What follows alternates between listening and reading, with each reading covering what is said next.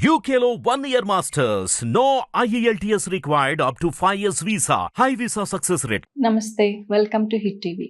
ఈరోజు మనం మోకాలు నొప్పి గురించి తెలుసుకుందాం. ఈ మోకాలు నొప్పులు రావడానికి కారణాలు, అలాగే లక్షణాలు, దానికి సంబంధించిన ఏమేమి స్ట్రెచెస్ చేయాలో ఈరోజు మనం తెలుసుకుందాం. ఈ మోకాలు నొప్పి రావడానికి కారణాలు అధిక బరువు, అలాగే నా ఎముకలు బలహీనంగా ఉండడం, ఇలాంటి రకరకాల కారణాలు అయి ఉండొచ్చు. ముందుగా ఈ మోకాలు నొప్పి గురించి తెలుసుకోవడానికి ముందు మనం ఒక ముఖ్యమైన విషయం తెలుసుకుందాం. మోకాలు గురించి. మన మోకాలకు సంబంధించిన జాయింట్ ఒకటే రకంగా పనిచేస్తుంది. దానికి ఎగ్జాంపుల్ ఏంటంటే, ఫస్ట్ మనం ఈ చెయ్య జాయింట్ తీసుకుందాం. ఈ చెయ్య మణికట్టు ఇలా పైకి కిందకి ఇలా రొటేషన్ కూడా అవ్వగలుగుతుంది ఈ రకంగా. కానీ మన మోకాలు ఎప్పుడైనా సరే జస్ట్ పైకి, కొంచెం పైకి ఇలా కిందకి మాత్రమే స్ట్రెచ్ అవుతుంది. ఇలా రొటేషన్ అనేది అస్సలు అవ్వదు. పక్కకి వెనక్కి అలా రొటేషన్ అనేది అస్సలు అవ్వదు. కానీ మనం అధిక బరువు ఉండడం వల్ల ఏమవుతుందంటే, ఈ మోకాలు జాయింట్ ఏదైతే ఉందో అది అధిక బరువు వల్ల ఇలా పక్కకి అనేది బెండ్ అవుతుంది. దానివల్ల ఏంటంటే క్రమంగా ఒక వయసు వచ్చేటప్పటికి ఈ మోకాలు నొప్పి అనేది బయటపడుతుంది. పక్కకి వంగడం లేకపోతే వెనకాలకి వంగడం, ఇలాంటి పరిస్థితి జరుగుతుంది మనం నడుస్తున్నప్పుడు. అధిక బరువు వల్ల, ఎముకలు బలహీనంగా ఉండటం వల్ల, ఇలాంటి కారణాలు ఏవైనా కావచ్చు. దీనివల్ల ఏంటంటే ఈ మోకాలు నొప్పి, ఈ మోకాలు యొక్క జాయింట్ ఈ రకంగా పనిచేస్తుంది. దానివల్ల అక్కడ రాపిడి, అలాగే దాని మోకాలు చుట్టూ ఉన్న నరాలు, కండరాలు బలహీనపడటం, వాపు రావడం, ఇలాగా క్రమంగా ఇలాంటి పరిస్థితి అనేది మోకాల్లో జరుగుతుంది. దానివల్ల ఏంటంటే కొంతకాలానికి మోకాలు నొప్పి భరించలేకుండా వచ్చేస్తుంది. అడుగు తీసి అడుగు వేయాలన్నా కూడా మోకాలు నొప్పులు అనేవి వచ్చేస్తున్నాయి.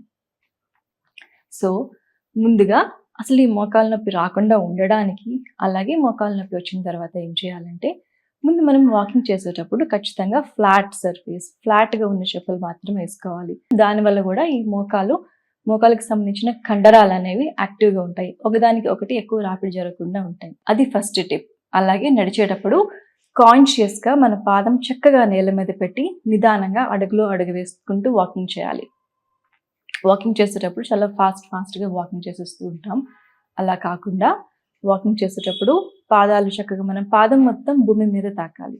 ఆ రకంగా అడుగులో అడుగేసుకుంటూ ప్రశాంతంగా వాకింగ్ చేయాలి. దానివల్ల ఏంటంటే మన శరీరంలో ఉన్న అన్ని కండరాలు యాక్టివేట్ అవుతాయి. అలాగే మోకాలికి సంబంధించిన కండరం మీద ఎలాంటి ఒత్తిడి పడకుండా, అలాగే దాని ప్రభావం, దాని యొక్క ప్లేస్మెంట్ ఏ రకంగా మారకుండా కూడా ఉంటుంది. కాబట్టి ఈ 2 టిప్స్ ఖచ్చితంగా ఫాలో చేయాలి. దానివల్ల ఏంటంటే మోకాలు నొప్పి రావడానికి అసలు అవకాశమే ఉండదు. ఇప్పుడు మనం మోకాలు నొప్పి ఉన్నప్పుడు ఏమేమి చేయాలో చూద్దాం.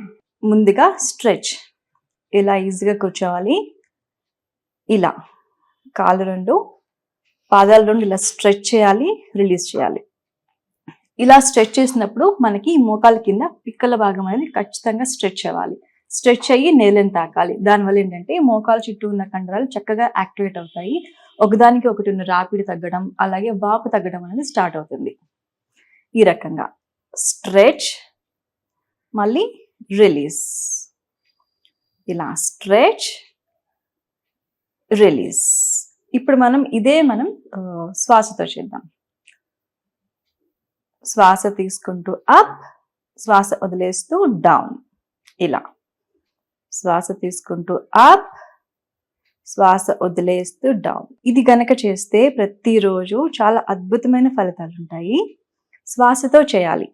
ఫస్ట్ నార్మల్గా ప్రాక్టీస్ చేయండి. చక్కగా అలవాటు అయిన తర్వాత శ్వాసతో చేయాలి. దానివల్ల ఏంటంటే కండరాల చుట్టూ ఉన్న ఒత్తిడి తగ్గిపోతుంది. మోకాల చుట్టూ బలంగా ఉంటుంది.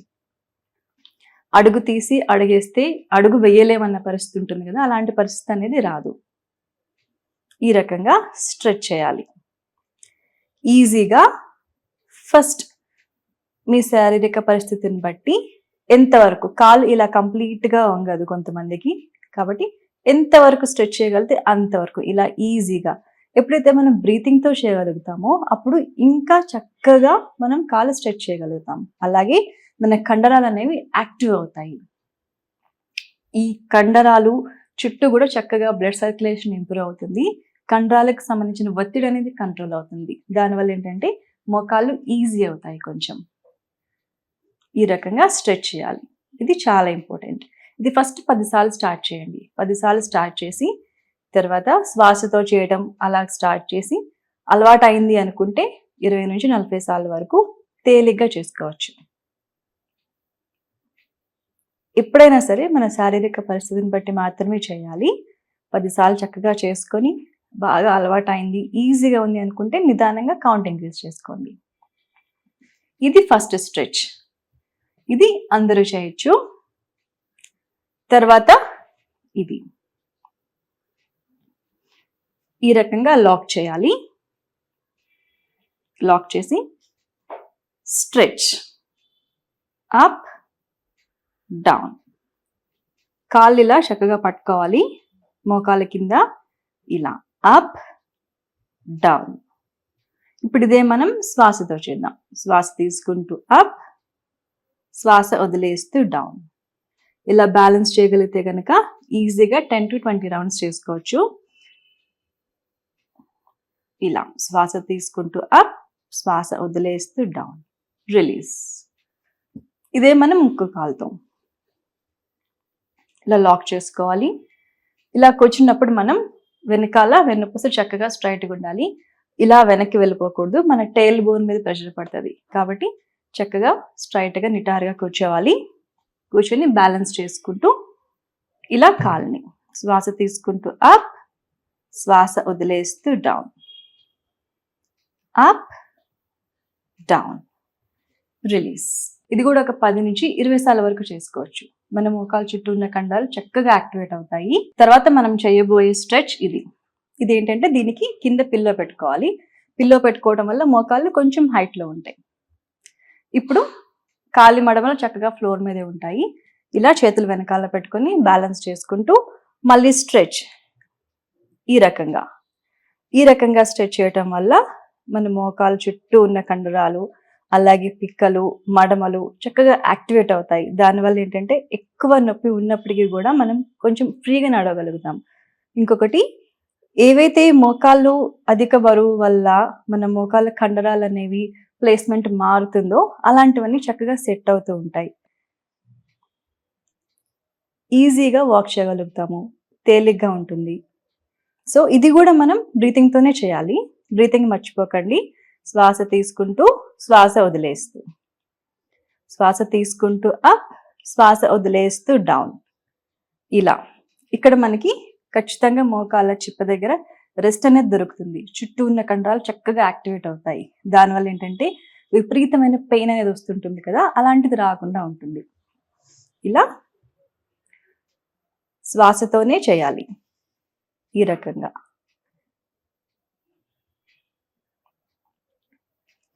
ఓకే, ఇక్కడ తొడ భాగం అలాగే పిక్కలు చక్కగా యాక్టివేట్ అవుతాయి. ఇలా 10 నుంచి 20 నిమిషాల వరకు 20 రౌండ్స్ వరకు చేయొచ్చు. తర్వాత మనం వేయబోయే ఆసనం మకరాసనం. దీనికి ఈ రకంగా ఫ్లోర్ మీదకి రావాలి. ఈ రకంగా మనం మోచేతులతో చక్కగా బ్యాలెన్స్ చేసుకోవాలి. కాళ్ళు ఈజీగా వదిలేసేయాలి.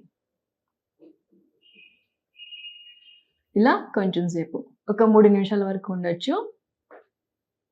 ఇక్కడ కూడా మనం గమనించవచ్చు, మోకాళ్ళ మీద మోకాళ్ళు చక్కగా రెస్టింగ్ పొజిషన్లో ఉంటాయి. ఒత్తిడి అనేది కంట్రోల్ అవుతూ ఉంటుంది.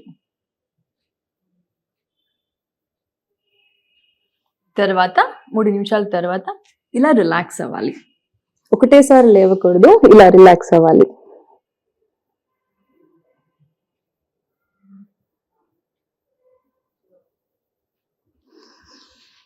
తర్వాత నిదానంగా లేవాలి. తర్వాత మనం చేయబోయే ఆసనం త్రికోణాసనం. దీనికి ఇలా స్ట్రెచ్ చేయాలి. కాళ్ళు చేతులు ఇలా ఈ రకంగా. మళ్ళీ ఆపోజిట్ సైడ్.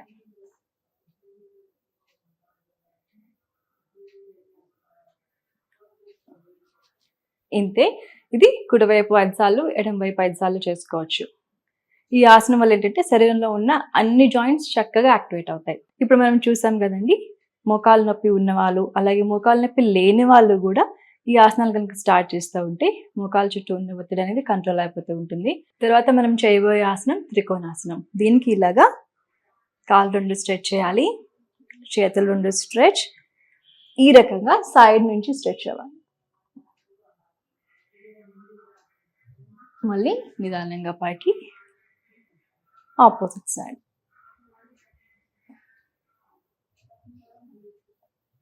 మళ్ళీ పైకి, రిలీజ్. ఇది కుడి వైపున 3 సార్లు, ఎడమ వైపున 3 సార్లు అలా చేయొచ్చు. ఈ ఆసనం చేయడం వల్ల శరీరంలో అన్ని జాయింట్స్ చక్కగా యాక్టివేట్ అవుతాయి. ఈ ఆసనం చేయగలిగిన వాళ్ళు ఇది చేయండి, లేకపోతే మనం కూర్చొని చేసాం కదా, అవన్నీ కూడా ఖచ్చితంగా చేయండి. అది కూర్చొని చేసినప్పుడు ఖచ్చితంగా వెన్నుపూస నిటారుగా ఉంచుకునేలా చూసుకోండి.